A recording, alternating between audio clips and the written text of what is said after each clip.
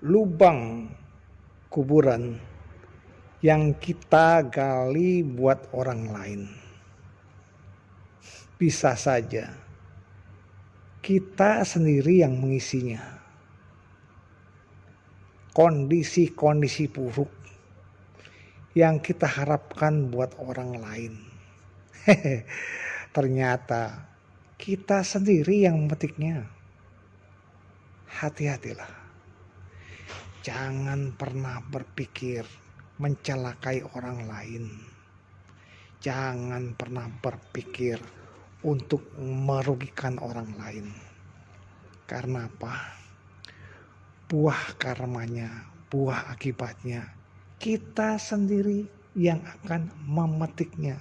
Si pembuatlah yang akan memetiknya. Kita nggak pernah membayangkan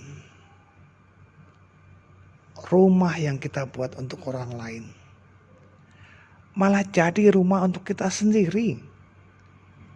Istana itu untuk kita sendiri.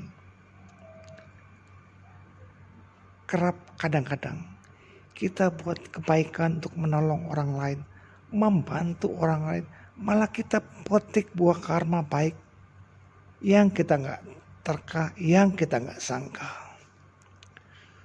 Bapak Ibu Sobat Muda, hari demi hari, kalau kita hanya memikirkan untuk mencelakai, hanya untuk orang lain tidak bahagia, maka yang pertama-tama, yang utama tidak bahagia adalah diri sendiri. Kenapa? Itulah buah karma yang kita petik dari hasil perbuatan kita.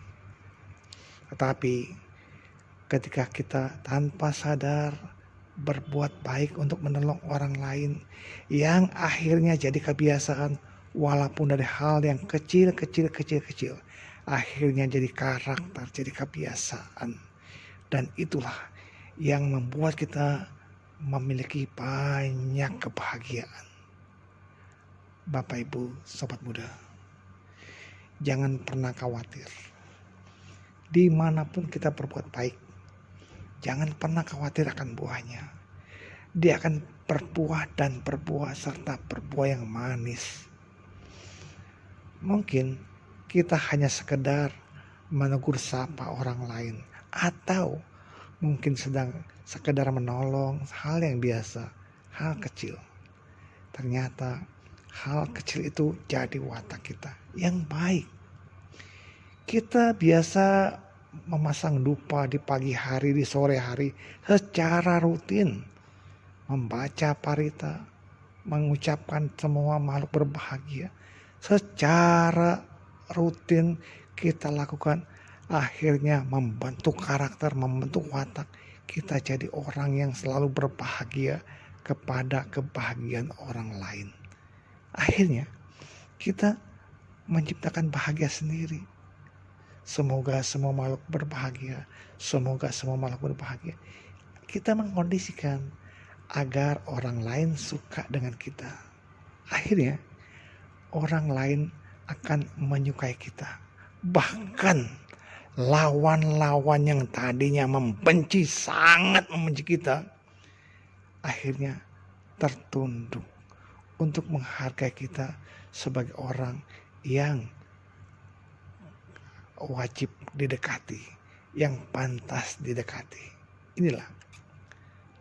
Maka itu Bapak Ibu yang berbahagia, janganlah kita melatih hal-hal buruk yang kerap jadi watak buruk.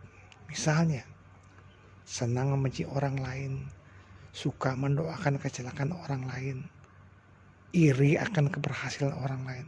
Akhirnya rezeki kita pun menipis. Orang banyak yang tidak suka kita.